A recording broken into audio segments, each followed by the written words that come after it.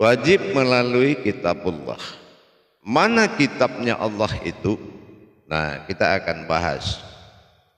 Kalaulah kita umpamanya berpedoman kembali kepada sebuah riwayat yang dibahasakan sebagai hadis, ini jabariyahnya sudah mencapai tingkat pemahaman akal dan pemahaman akidah.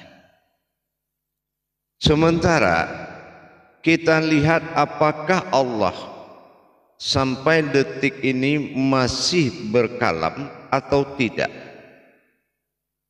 Kalau kita lihat wujud dari kalam bernama Lauh Mahfuz. Lauh Mahfuz ini kita lihat sewujud Alkitab bernama Al-Quran.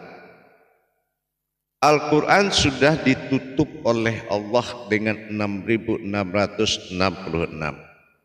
Itu sudah ditutup. Kalau Al-Quran sudah ditutup, kita lihat kalamnya adalah Al-Quran dan hadis. Berarti segala kemampuan hadis untuk melanjutkan iman dan ilmu seseorang bertuhan kepada Allah itu akan menuju namanya kalam. Namanya kalam. Apakah dengan tertutupnya Al-Quran 30 juz setelah itu Allah diam dan membisu? Apakah seperti itu? Apakah Allah tidak melanjutkan ada petunjuk, ada ilman, ada ilham, ada irhas, ada la'duni, ada hodam? Dan apakah semuanya harus dituntun dengan kitab?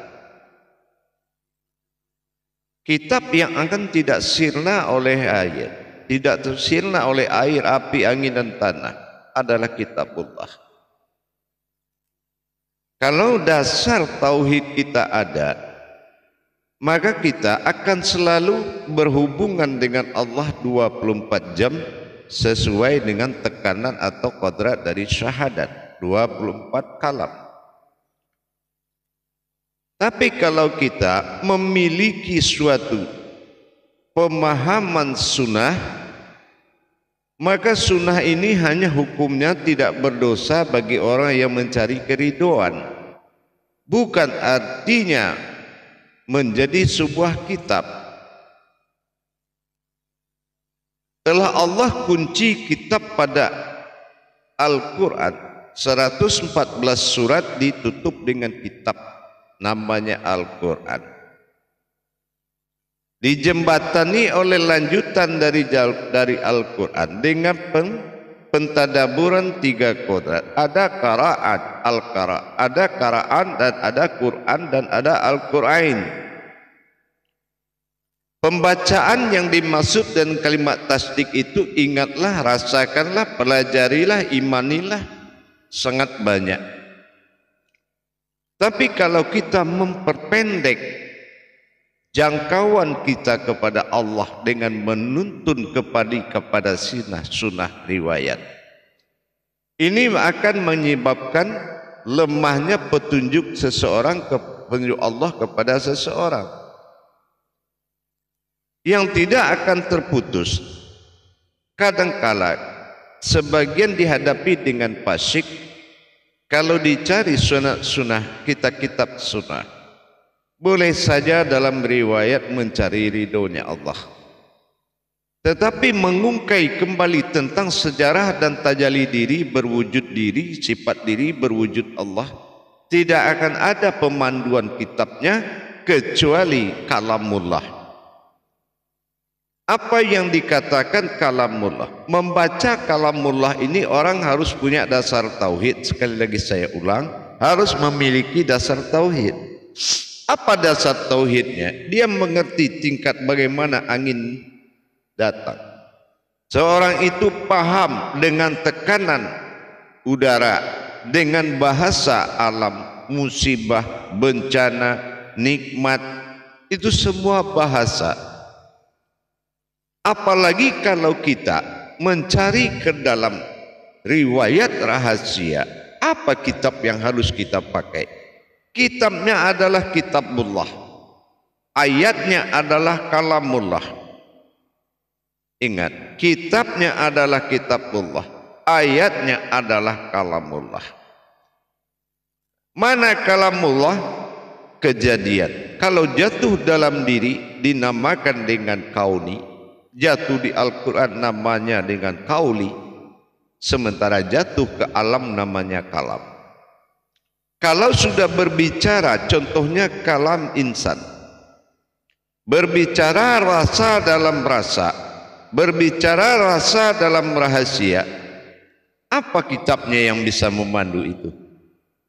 Seseorang mengalami masa fana, masa kusuk, apakah bisa sebuah kitab memandunya ke dalam untuk bisa melanjutkan perjalanan rohani seseorang? Nah, ini juga harus kita luas dan sangat luas di situ, tentunya dengan mengerti tauhid. Kalau memang dirinya belum terhubung tauhid kepada Allah, tapi mendapatkan tuntunan akal, tuntunan akidah, bagaimana bisa menghadapi arasnya Allah yaitu mati, menghadapi arasnya Allah yaitu hidup? Berarti dengan tertutupnya Al-Quran, maka kita harus lari kepada muatan Al-Quran itu sendiri. Apa muatannya? Adalah amanah. Kalau Al-Quran ibaratnya sebuah amplop yang di dalamnya ada surat yang akan dikirim kepada sekelompok umat. Artinya apa? Ada amanah di dalam tersurat tadi. Ada tersirat yang dititipkan di dalam tersurat. Memahami yang tersirat. Yang tersirat ini adalah dicari wujud yang tersirat. Yang bisa mengendalikan yang tersirat adalah wujud yang tersirat. Mana wujud yang tersirat? Sirna alif di dalam bismillah. Mulai kita keluar dari 30 juz. Berarti kita harus masuk kepada kalamullah. Contoh kalamullah itu, kenapa bismillah dijadikan 19 huruf atau 19 kalam? Syahadat didirikan dengan 24 kalam. Al-Fatihah dengan 7 kalam. Kenapa? Asal usul daripada Al-Quran berasal dari kauni. Berkauni Allah pada dirinya, maka dia menjadikan hasil dari kauninya. Dengan yang dia jadikan tersebut, dia berkutsi. Berkutsi itu berkalam. Setelah dia berkutsi, maka kutsi wujud kepada wahyu. Nah, inilah kudus. Nah, kudus ini suci.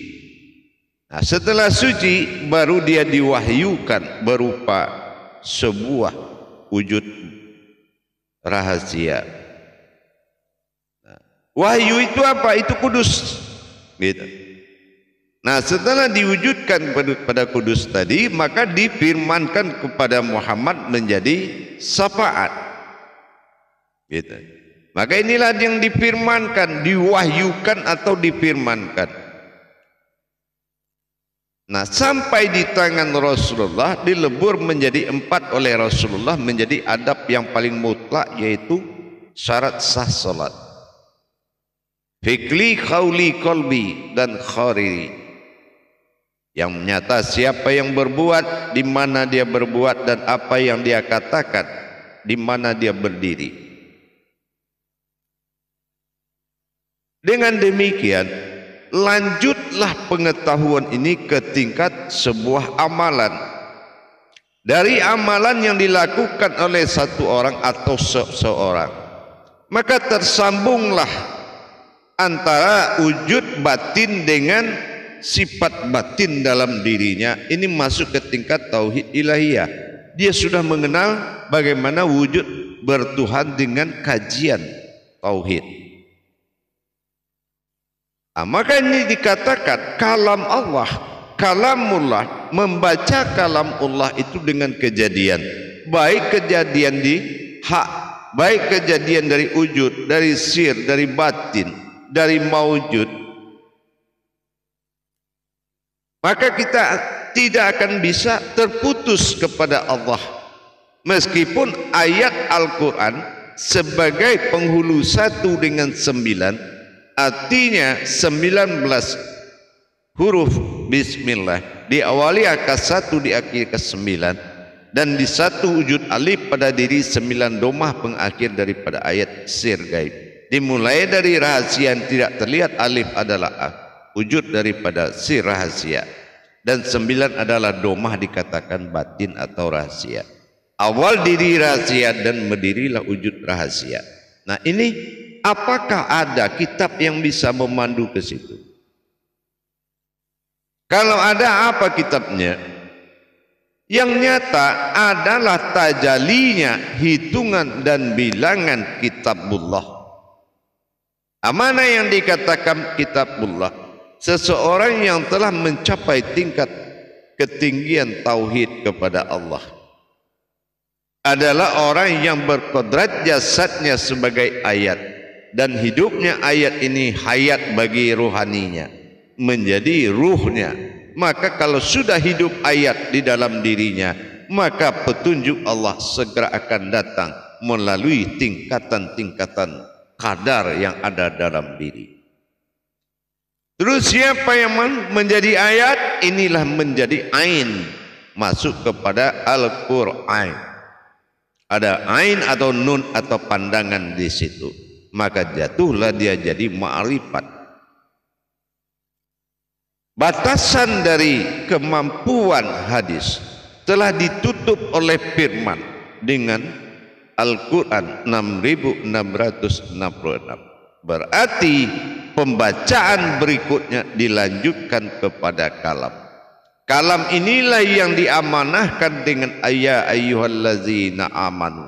Apa yang diamanahkan Allah? Wahai orang-orang yang mendapatkan amanah, maka amanlah kamu. Ya. Apa yang dikatakan amanah? Aman, aminun, aminun imana. Aminun itu amanah, amanah itu imana, imana itu aman. Orang yang sudah mendapati, yang dia yakini, yang dia percaya di dalam titipanku, maka dialah yang aman. Am'an, maka menjadilah kodrat dia am pada zahir, an pada rohani, am'an. Itu yang dikumandangkan oleh surat Al-An'am, yang dikodratkan oleh Al-Fatihah, an'amta alaihim.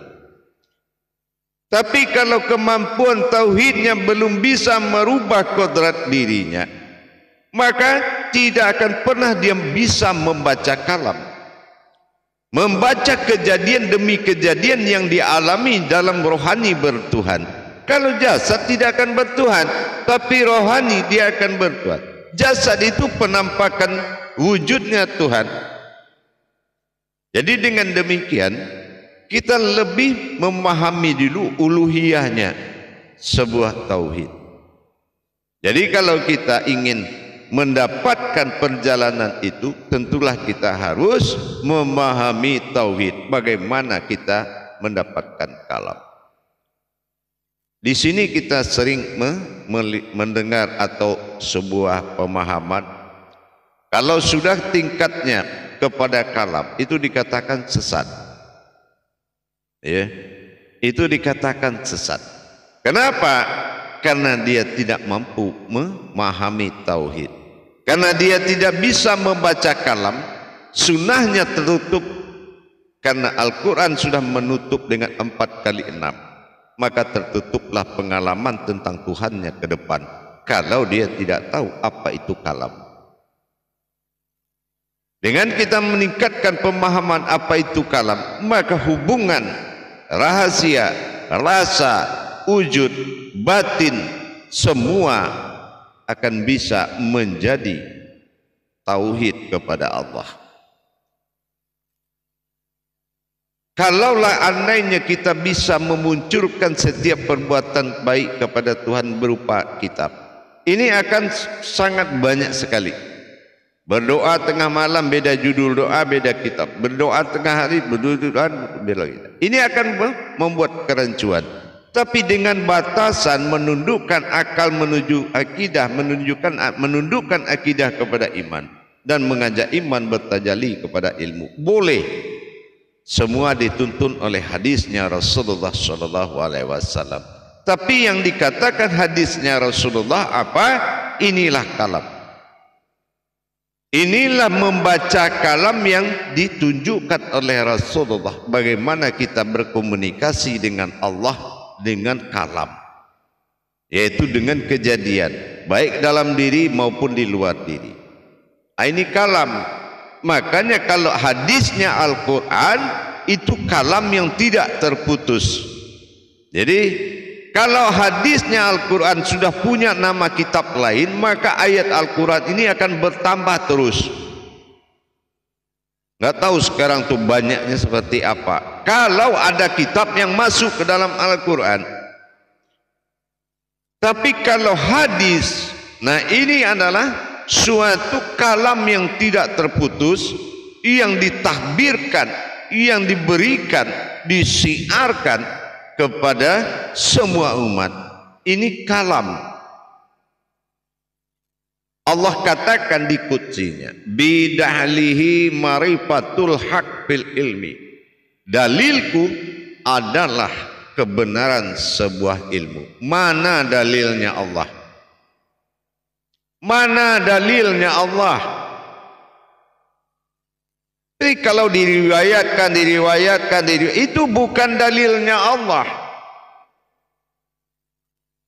Yang dikatakan dalilnya Allah bidahlihi, hidupku yang bercerita. Siapa yang hidup Allah itu? Mana hayatnya Allah?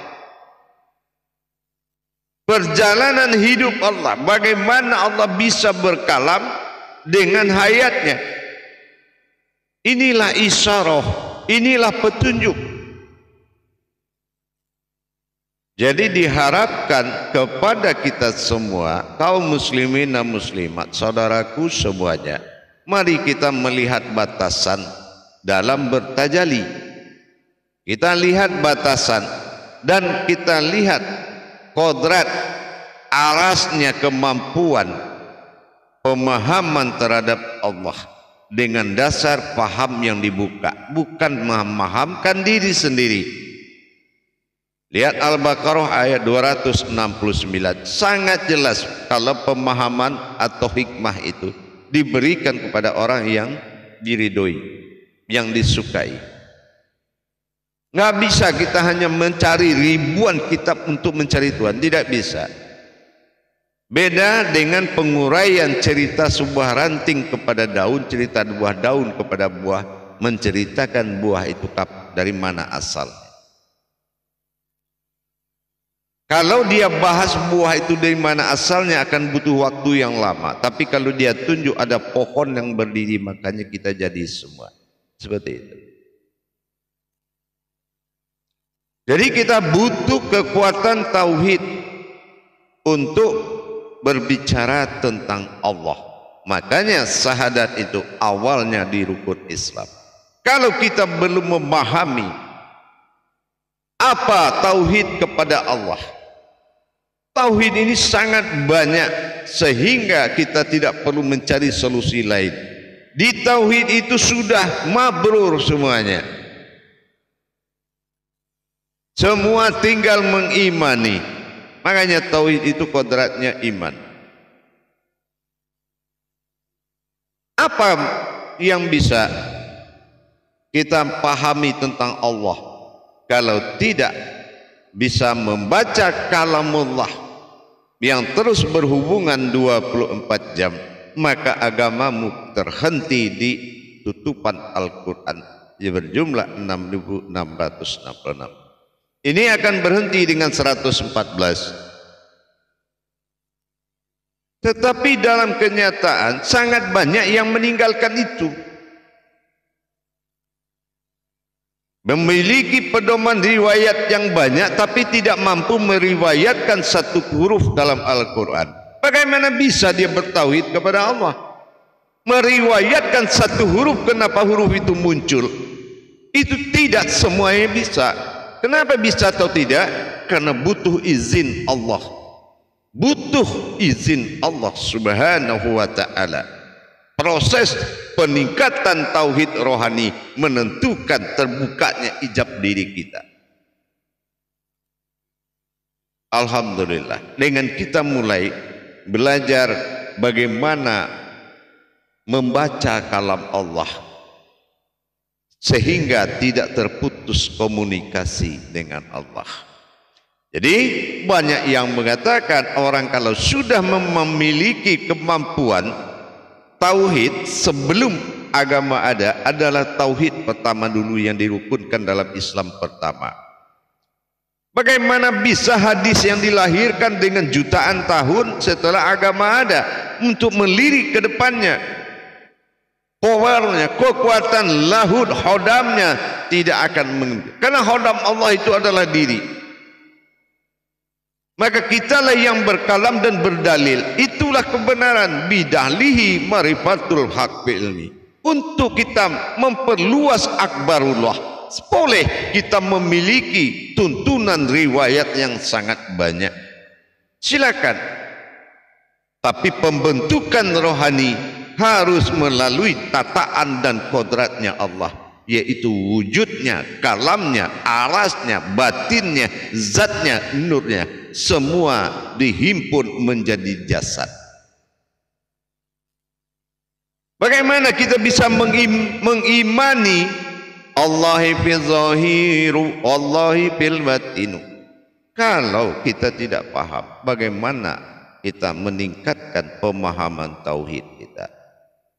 Insya Allah mari kita tingkatkan pemahaman tauhid sehingga komunikasi kita dengan Allah tidak terputus.